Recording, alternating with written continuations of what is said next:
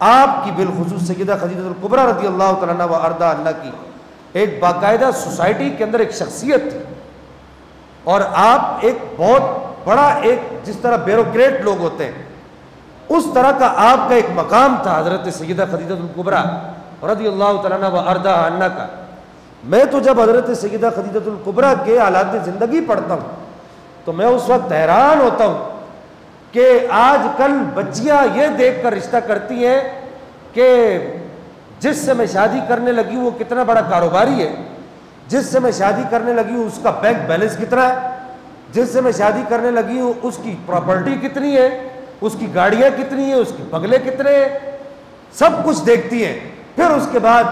शादी करती हैं। इस तरह की औरतें जो अमीर औरतें हों, लेकिन सैयदा खदीजतुल कुबरा पूरे मक्के के अंदर सबसे अमीर होते हुए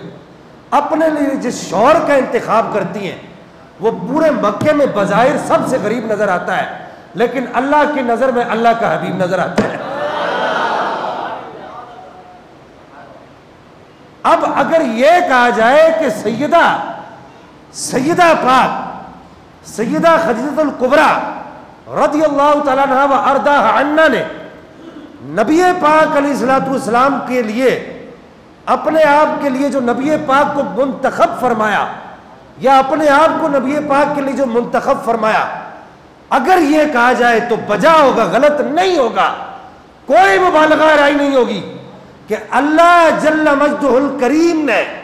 सैयदा खदीजतुल कुबरा रज़ियल्लाहु तआला अन्हा व अर्दाहा अन्हा के कल्ब पर इस चीज को वारिद कर दिया था